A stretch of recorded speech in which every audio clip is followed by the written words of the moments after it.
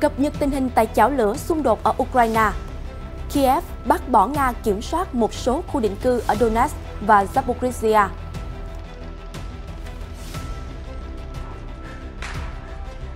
Có phải Ukraine đang lên kế hoạch tấn công sâu hơn vào lãnh thổ Nga? Ông Medvedev nói Ukraine nhìn thấy viễn cảnh thua cuộc sau kịch bản Triều Tiên, Kiev đáp trả. Trong khi đó, Đan Mạch, Đức, Hà Lan sẽ gửi ít nhất 100 xe tăng Leopard 1 cho Ukraine trước mùa xuân năm 2024.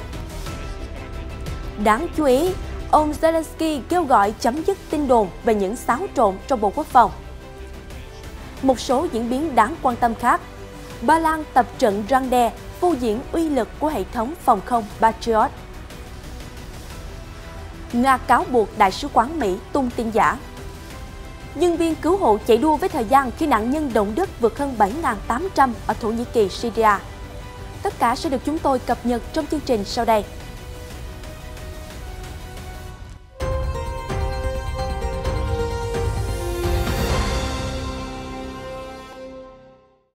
Xuân Ngọc xin chào mừng quý vị đang đến với chương trình Thời sự quốc tế. Những tin tức nổi bật liên quan đến căng thẳng ở châu Âu cùng nhiều diễn biến mới trên thế giới sẽ được gửi đến quý vị trong chương trình ngày hôm nay. Tình báo quốc phòng Ukraine ngày 7 tháng 2 đã bác bỏ tuyên bố của Nga rằng họ đã nắm quyền kiểm soát một số khu vực định cư nhỏ ở khu vực Donetsk và Zaporizhia, theo đài CNN cho hay.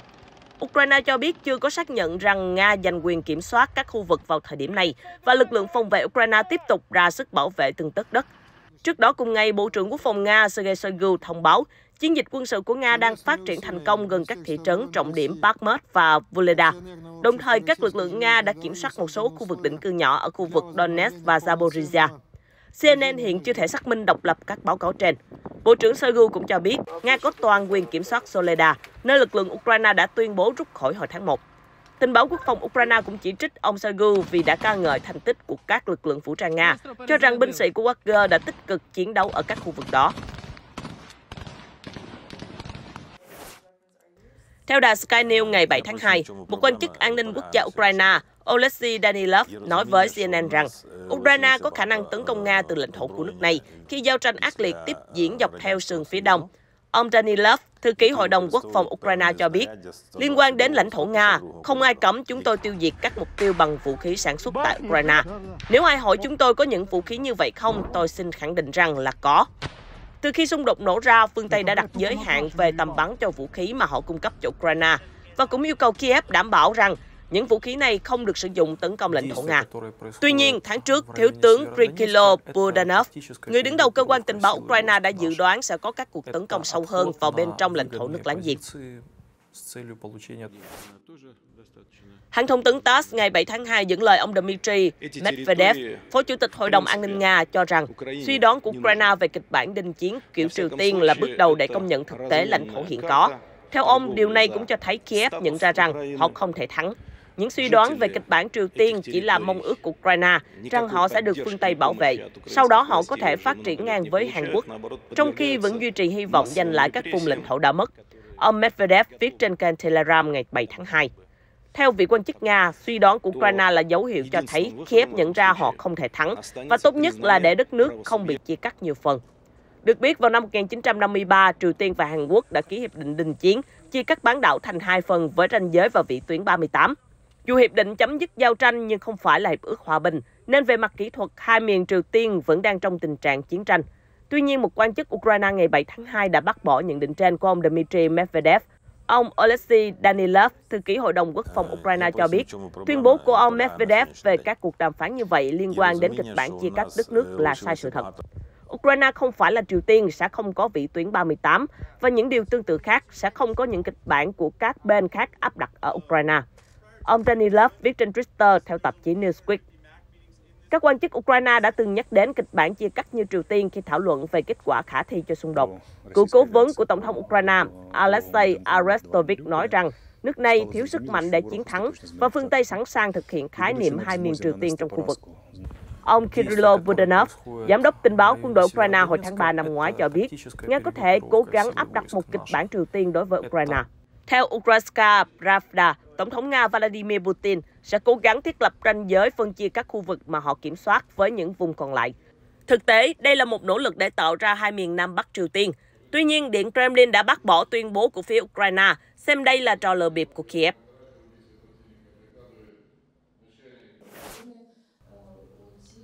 Bộ trưởng Quốc phòng Đức Boris Pistorius ngày 7 tháng 2 đã bất ngờ đến thăm thủ đô Kiev của Ukraine, gặp gỡ Tổng thống Volodymyr Zelensky và người đồng cấp Oleksiy Grinikov.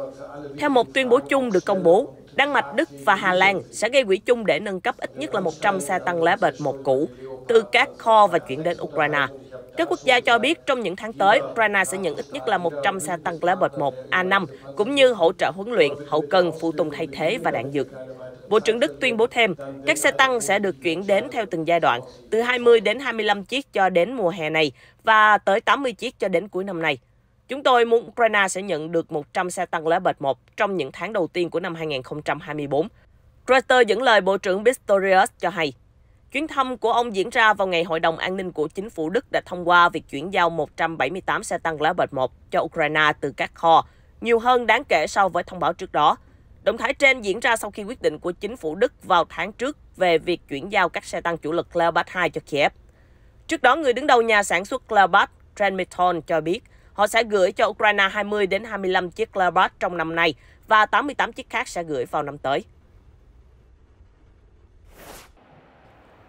Chính phủ Tây Ban Nha ngày 7 tháng 2 đã gửi 20 xe tăng bọc thép chở quân ABC M113 đến Ukraine từ cảng Pilpau.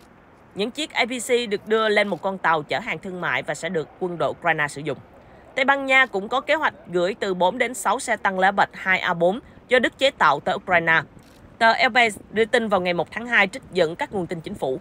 Bộ trưởng Quốc phòng Tây Ban Nha Margarita Robles cho biết các xe tăng sẽ được gửi vào mùa xuân. Thời gian gần đây, Kiev đã nhận được các cam kết từ phương Tây về việc cung cấp xe tăng chiến đấu chủ lực để giúp chống lại Nga trong xung đột. Ngoài xe tăng, Ukraine đã vận động các nước cung cấp thêm nhiều loại vũ khí khác, bao gồm tên lửa và máy bay chiến đấu. Một trong những từ khóa đáng chú ý nhất được dư luận chú ý gần đây là tiêm kích tiến F-16. Theo CNN, Quốc hội Ukraine đã lần lượt thông qua việc bổ nhiệm Bộ trưởng Nội vụ và người đứng đầu cơ quan an ninh mới của nước này. Cụ thể, Bộ trưởng Nội vụ mới của Ukraine là ông Ino Klimenko, nguyên là cảnh sát trưởng quốc gia. Ông Klimenko đã giữ chức quyền bộ trưởng sau khi ông Denis Monastersky, cựu bộ trưởng nội vụ thiệt mạng hồi tháng trước trong một vụ tai nạn máy bay trực thăng ở ngoại ô thủ đô Kiev. Trong khi đó, ông Vasyl Maliuk được bổ nhiệm là người đứng đầu cơ quan an ninh quốc gia Ukraine SBU. Ông Maliuk đã giữ chức vụ quyền giám đốc SBU kể từ tháng 7 năm ngoái, sau khi Tổng thống Volodymyr Zelensky sa thải cựu giám đốc SBU, ông Ivan Bukhanov, vì sự hiện diện của các cộng viên người Nga trong SBU. Tổng thống Zelensky hôm 7 tháng 2 đã ca ngợi ông Maliuk vì những thành tích trong công cuộc bảo vệ Ukraine kể từ khi cuộc xung đột với Nga bùng nổ. Tôi tin rằng việc bổ nhiệm này có ý nghĩa và nhiệm vụ riêng trong giai đoạn hiện nay của cuộc chiến. Ông Vanis Maliuk là một sĩ quan chiến đấu ngay từ những phút đầu tiên, đã đứng lên bảo vệ nhà nước Ukraine từ những ngày đầu xung đột. Ông ấy đã làm việc với sự cống hiến và tính chuyên nghiệp tuyệt đối. Trong quá trình quản lý thực tế cơ quan an ninh Ukraine, ông Vasyl Maliuk đã chứng minh rằng bản thân có thể quản lý SBU theo cách mà người dân Ukraine mong muốn. Ông Zelensky nói khi phát biểu trước Quốc hội Ukraine. SBU đã thành công trong việc thực hiện các nhiệm vụ mang tính đặc thù, và điều này đã thay đổi bức tranh cuộc chiến theo hướng có lợi cho Ukraine, Tổng thống Zelensky nói. Theo hãng tin Sky News, Tổng thống Volodymyr Zelensky trong bài phát biểu trước Quốc hội vào ngày 7 tháng 2 đã kêu gọi chấm dứt lan truyền những tin đồn hoặc bất kỳ thông tin thất thiệt về những xáo trộn trong Bộ Quốc phòng Ukraine. Lời kêu gọi được đưa ra trong bối cảnh vừa qua có những đồn đoán cho rằng Bộ trưởng Quốc phòng Oleksiy Grinikov sắp bị thay thế. Thêm vào đó, phát biểu của Tổng thống Zelensky như một tuyên bố nhằm chấm dứt những suy đoán của công chúng về thông tin nói trên, cũng như nhấn mạnh rằng chỉ có Tổng thống mới có thể đưa ra và công bố những quyết định như vậy. Trước đó, ông David Arakhamia, một nhà lập pháp cấp cao và là đồng minh của Tổng thống cho biết hôm 5 tháng 2 rằng Bộ trưởng Quốc phòng Ukraine Oleksiy Grinikov đối mặt với nguy cơ mất chức vì vụ bê bối tham nhũng tại bộ này. Tuy nhiên, vào hôm sau ngày 6 tháng 2, ông Arakhamia nói rằng trong tuần này sẽ không có sự thay đổi nhân sự trong cơ quan quốc phòng. Chúng tôi đang thực hiện các bước nhân sự ở các cấp khác nhau trong quốc phòng và an ninh để có thể củng cố vị thế của Ukraine. Ông Zelensky viết trên Telegram, đồng thời trích dẫn bài phát biểu trước Quốc hội trước đó của mình. Tôi cảm ơn tất cả những người ủng hộ nhà nước. Tôi cảm ơn tất cả những người giúp duy trì sự thống nhất của chúng ta. Đó là nền tảng của quốc phòng. Tôi cảm ơn tất cả những người đã không lan truyền bất kỳ tin đồn hoặc thông tin thất thiệt. Những thứ có thể làm suy yếu sự tập trung của người dân Ukraine trong công cuộc đem lại vinh quang và chiến thắng cho Ukraine, Tổng thống Zelensky viết. Theo CNN đưa tin, Quốc hội Ukraine đã loại bỏ hàng triệu cuốn sách khỏi các thư viện công cộng trong nỗ lực không ngừng nhằm phi Nga hóa. Cụ thể, theo Yevgenia Karachuk, một nghị sĩ Ukraine, Phó Chủ tịch Ủy ban Quốc hội về chính sách thông tin và nhân đạo cho biết, đã có hướng dẫn thu hồi sách của các tác giả ủng hộ chiến dịch quân sự đặc biệt của Nga và chống lại Ukraine. Những tác giả này đều đã được lập danh sách xử phạt. Nhìn chung, tỷ lệ sách tiếng Ukraine và tiếng Nga trong các thư viện khá lớn. Đó là lý do tại sao chúng tôi đang thúc đẩy việc làm mới các kho sách bằng tiếng Ukraine sớm nhất có thể. Cô Kravchuk nói thêm, tính đến tháng 11 năm ngoái, 19 triệu cuốn sách đã bị loại bỏ khỏi các thư viện công cộng theo sáng kiến của Bộ Văn hóa Ukraine. Tuy nhiên, Quốc hội nước này cho biết 44% cuốn sách trong các thư viện công cộng vẫn là tiếng Nga, phần còn lại là tiếng Ukraine và các ngôn ngữ khác. Điện Kremlin ngày 6 tháng 2 nói họ không có ý định hé lộ chi tiết cuộc điện đàm hồi tháng 3 năm ngoái giữa Tổng thống Nga Vladimir Putin với Thủ tướng khi đó của Israel, Naftali Bennett. Phát ngôn viên Điện Kremlin Dmitry Peskov khẳng định, Tổng thống Putin và ông Bennett đã có cuộc nói chuyện rất sâu sắc trong thời gian ông Bennett giữ chức Thủ tướng Israel. Phát ngôn viên lưu ý, hai nhà lãnh đạo đã từng trao đổi thường xuyên bao gồm qua điện thoại. Ông Peskov nói thêm, bên cạnh thảo luận về quan hệ song phương, hai nhà lãnh đạo từng bàn bạc về chiến dịch quân sự đặc biệt. Vấn đề này tốn hơn 1 tiếng trong các cuộc đối thoại. Nhưng mọi người biết đấy, chúng tôi không định tiết lộ cụ thể nội dung thảo luận giữa nguyên thủ hai nước. Chúng tôi không muốn làm vậy vào lúc này, vì thế chúng tôi sẽ không khẳng định hay phủ nhận các tuyên bố của ông Bennett, phát ngôn viên Peskov nói với báo chí. Trước đó, trong bài phỏng vấn với truyền thông địa phương ngày 5 tháng 2, cựu Thủ tướng Israel cho biết, Tổng thống Putin đã hứa sẽ không chỉ đạo hạ sát Tổng thống Ukraine Zelensky. Về phía Ukraine, ông Mikhailo Podolyak, một cố vấn cho Tổng thống Zelensky cũng bày tỏ nghi ngờ về tuyên bố của cựu Thủ tướng Israel. Ngày 5 tháng 2, ông Podolyak viết trên Twitter, việc đồn đoán Tổng thống Putin đảm bảo không hạ sát Tổng thống Zelensky là điều lạ lùng và hư cấu. Một nhà phân tích quân sự Ukraine cho rằng, cuộc tiến công mới của Nga có thể đến từ một trong 4 hướng, tỉnh Luhansk và tỉnh Donetsk ở miền Đông, tỉnh miền Nam là Zaporizhia hoặc là từ thành phố cảng Mariupol. Chuyên gia quân sự Oleksandr Kovalenko nói trên đài phát thanh NV của Ukraine rằng mọi thứ đang khó khăn hơn ở tỉnh Donetsk, nhất là tại hai thành phố Bakhmut và Avdiivka. Phía Nga đang củng cố các đơn vị của họ trang bị vũ khí mạnh hơn và bổ sung lính dù tinh nhuệ. Suốt nhiều tháng, mục tiêu chính của Nga tập trung vào Bakhmut và đài truyền hình nhà nước ở Moscow nói rằng lực lượng đánh thuê Wagner đã tiến lên từng bước ở ngoại ô thành phố. Ukraine chiều ngày 6 tháng 2 cho biết quân Nga đã đưa thêm đơn vị xe tăng, súng cối và lựu pháo đến xung quanh Bakhmut trong vòng 24 giờ. Chuyên gia Ukraine ông Kovalenko dự đoán rằng có khả năng Nga sẽ sử dụng Mariupol, thành phố mà họ kiểm soát từ tháng 5 2022, để đưa binh sĩ và khí tài ồ ạt tấn công về hướng đông, mở ra một mặt trận mới. Mariupol có thể trở thành một trung tâm giao thông và hậu cần cho lực lượng Nga, ông nói. Ông Kovalenko phân tích, chiến dịch phản công của Ukraine sẽ không sớm bắt đầu, do họ đang giữ thế phòng thủ nhất là ở Donetsk. Ukraine đang chủ động phòng thủ, nhưng dù sao vẫn là phòng thủ. Họ tập trung vào việc ngăn cản Nga tiến lên. Chuyên gia cho biết thêm, tình huống nói trên có thể thay đổi rất nhanh ở một số khu vực. Tuy nhiên, nỗ lực phòng thủ của Ukraine ít nhất phải kéo dài 2 tháng rưỡi. Đó là thời gian cần thiết để huấn luyện các lữ đoàn tăng thiết giáp, đào tạo binh sĩ và chuẩn bị đầy đủ những thứ khác trước khi phản công, ông Kovalenko nhận định. Ukraine và Nga hiện không có phản ứng với các bình luận nói trên. Theo Reuters đưa tin, Ba Lan vào hôm 7 tháng 2 đã trình diễn uy lực của các hệ thống tên lửa phòng không Patriot tại một cuộc tập trận răn đe ở Warsaw. Patriot là một hệ thống phòng thủ tên lửa đất đối không trên diện rộng do Mỹ chế tạo. Loại khí tài này được coi là một trong những hệ thống phòng không tiên tiến nhất trong kho vũ khí của NATO. Mỹ vào tháng 12 năm ngoái cho biết sẽ cung cấp hệ thống Patriot cho Ukraine, nơi đang phải đối mặt với làn sóng tấn công bằng tên lửa, rocket và máy bay không người lái kể từ khi Nga phát động chiến dịch quân sự đặc biệt gần 1 năm trước. Bộ trưởng Quốc phòng Ba Lan Mariusz Bajak cho biết, những kinh nghiệm trong cuộc chiến ở Ukraine cho thấy rõ tầm quan trọng của việc đảm bảo hệ thống phòng không và chống tên lửa. Hệ thống này lần đầu tiên được sử dụng trong chiến đấu trong chiến tranh vùng vịnh năm 1991 với các khẩu đội pháo Ả Rập Saudi, Kuwait và Israel, và sau đó được sử dụng trong cuộc chiến của Mỹ tại Iraq vào năm 2003. Đây cũng là một hệ thống di động thường bao gồm radar mạnh, trạm điều khiển, máy phát điện, trạm phóng và các phương tiện hỗ trợ khác. Một hệ thống Patriot mới xây dựng có giá hơn 1 tỷ đô la. Hãng tin TASS dẫn lời Chủ tịch Ủy ban Thường trực về các vấn đề đối ngoại tại cơ quan lập pháp Belarus, Andrei Savinik cho rằng các cuộc thảo luận về Ukraine tại Hội đồng Liên nghị viện các nước OSCE nên dựa trên lập trường của Nga. Tất nhiên, sự tham gia của phái đoàn Nga là rất quan trọng, và chúng tôi đang rất mong chờ bài phát biểu của người đồng cấp Moscow, những người sẽ trình bày thông tin khách quan về những gì đang xảy ra ở Ukraine.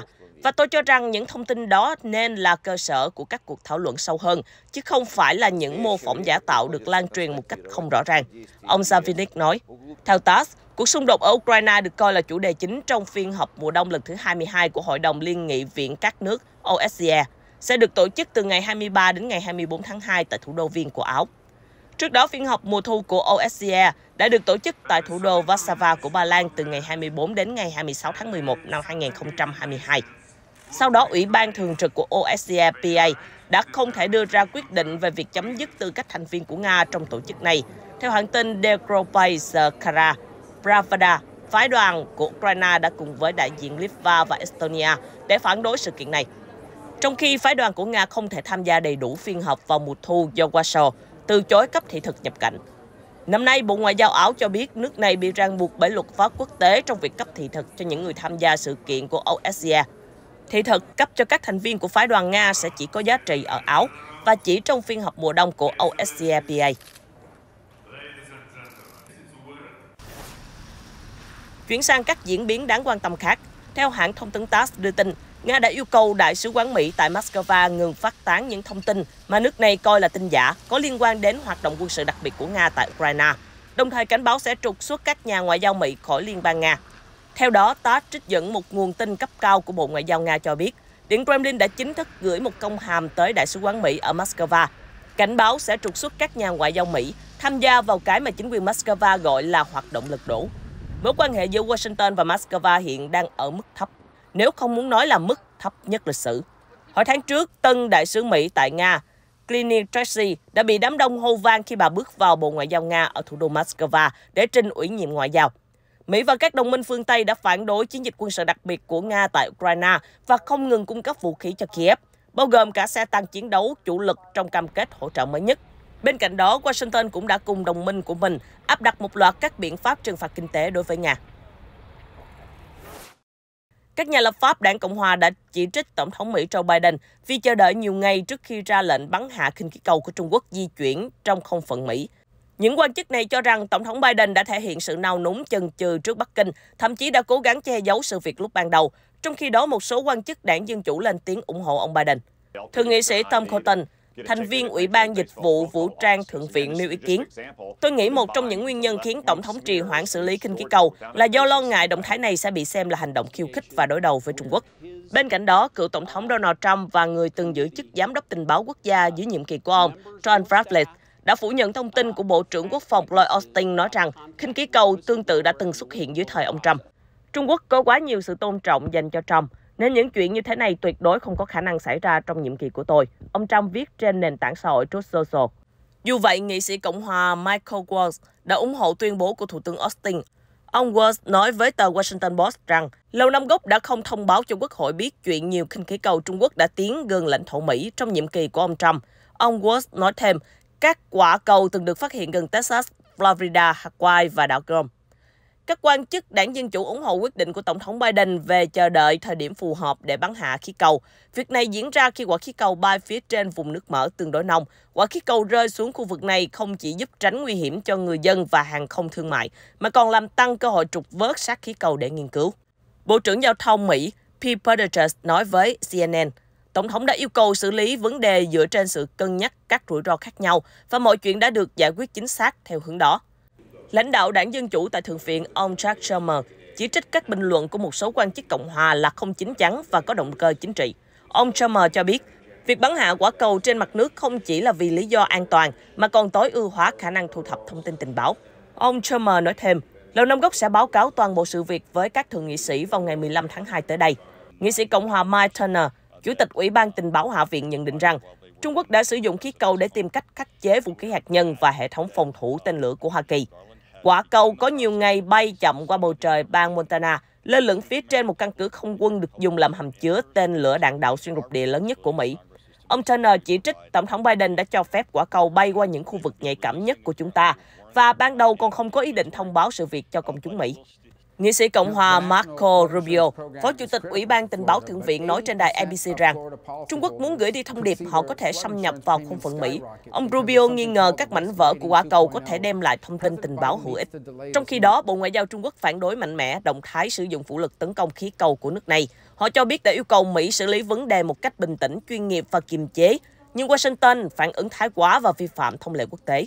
Bộ Ngoại giao Trung Quốc nói thêm Bắc Kinh sẽ kiên quyết bảo vệ các quyền và lợi ích hợp pháp của các doanh nghiệp có liên quan, đồng thời để ngỏ khả năng đưa ra thêm các phản ứng cần thiết nhưng không nêu rõ chi tiết.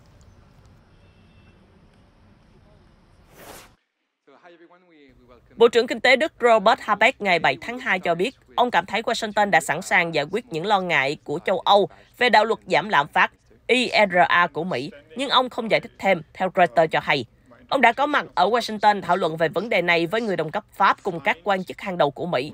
Nói với báo giới, hai vị bộ trưởng Đức Pháp nói đã đồng ý với giới chức Mỹ rằng đạo luật nên đề cập càng nhiều thành phần của châu Âu càng tốt, như xe điện, pin điện và các vật liệu quan trọng. Các nước EU hoan nghênh cam kết chuyển đổi năng lượng của Mỹ. Tuy nhiên, họ lo ngại khoản trợ cấp của đạo luật trên cho xe điện và công nghệ sạch sẽ gây bất lợi cho các công ty của EU. Ủy ban châu Âu vào ngày 1 tháng 2 đã vạch ra một kế hoạch để đảm bảo châu Âu có thể cạnh tranh với Mỹ. Theo Thủ tướng Đức Olaf Scholz, cuộc tranh luận về đạo luật giảm lạm phát cũng là một động lực để châu Âu tiếp tục cải thiện hơn nữa những điều kiện đầu tư tại quê nhà. Theo Reuters, lực lượng cứu hộ ở Hatay đã làm việc không ngừng nghỉ bất chấp lạnh giá của mùa đông, cố tìm người sống sót sau đống đổ nát. Số nạn nhân thiệt mạng vì động đất ở Thổ Nhĩ Kỳ và Syria đã lên tới 7.800 người.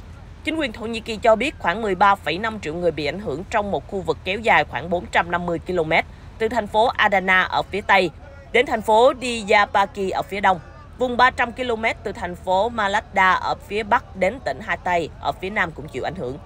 Trong khi đó, ở Syria, cách tâm chấn khoảng 250 km, chính quyền địa phương cũng đã thông báo về những nạn nhân khác. Trận động đất mạnh 7,8 độ Richter hôm 6 tháng 2 cùng trận thứ hai sau đó vài giờ, có cường độ gần như tương tự, đã làm sụp đổ hàng nghìn tòa nhà bao gồm bệnh viện, trường học và khu dân cư, khiến cho hàng chục nghìn người bị thương, vô số người mất nhà cửa ở Thổ Nhĩ Kỳ và miền Bắc Syria. Các nhân viên cứu hộ đã phải vật lộn để tiếp cận một số khu vực bị ảnh hưởng nặng nề nhất do đường xá bị phá hủy, thời tiết xấu và thiếu nguồn lực cũng như thiết bị hạng nặng. Một số khu vực cũng không có nhiên liệu và điện. Tin tức vừa rồi cũng đã khép lại chương trình ngày hôm nay. Cảm ơn quý vị đã quan tâm theo dõi. Xin chào và hẹn gặp lại trong các chương trình sau.